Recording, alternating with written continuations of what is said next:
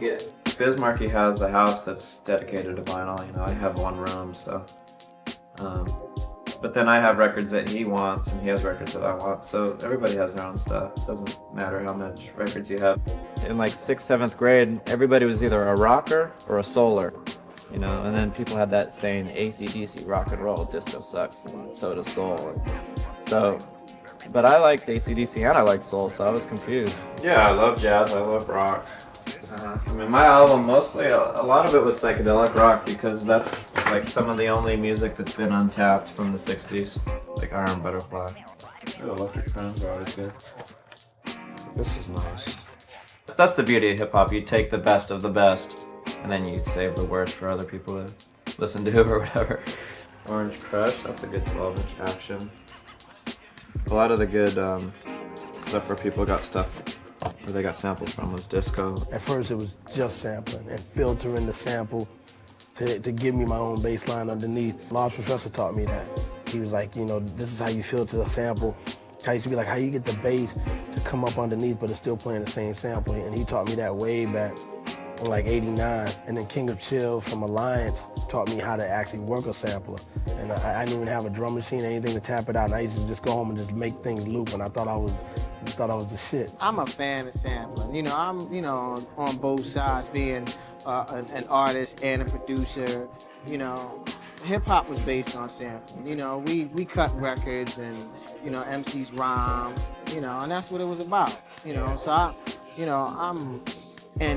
somebody that I kind of think I get a little disheartened now that hip hop doesn't have the samples that it used to have. Samples have basically suffocated hip hop in a lot of ways. There's two ways to clear a sample. You have to clear it from a publishing side, and you have to clear it from a master side. And then you got to pay the person to clear the samples. So you got 3 fees you're looking at. And you know, when you're making music in the house, you don't want to think about, oh, I can't use the limits. When it was early and young and exciting, no one thought about paying. And then I forget who it was that got hit with the first big legal suit on that. And all of a sudden, you know, things realigned, and then it's okay again as long as you're going to pay. There's a lot of real hypocritical labels from the past that put out a lot of early rap classics that didn't have cleared samples, and then they go around trying to sue everybody that scratches a hiccup that you scratch off of some rapper or something.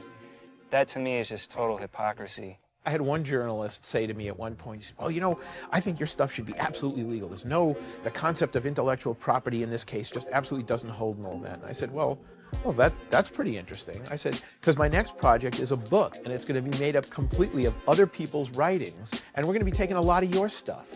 What do you think?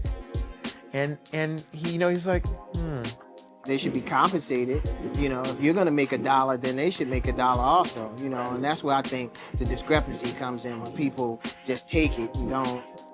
You know, I mean, which you know, that's hip hop. We ain't supposed to be writing on walls, but that's graffiti. The whole art form is based on other music that hasn't been cleared.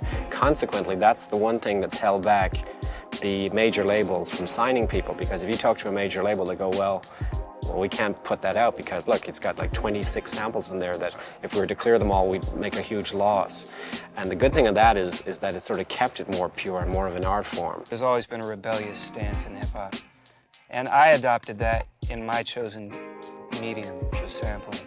But within that, I mean, I also don't try to just take 20-bar loops, 24-bar loops of, you know, a #1 hit from 15 years ago. We're not just looping Rick James, you know? We're digging hard and deep.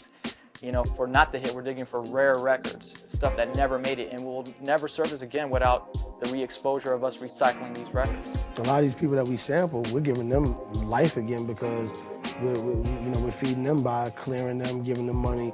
They get sales off every rollover, off every 200-something thousand copies that get sold and stuff like that. It's refeeding them. Do you visualize the musicians recording the track you're playing as you're playing it? Yeah, I mean, you know, you wonder like what made them come up with what they came up with. What were they smoking that day?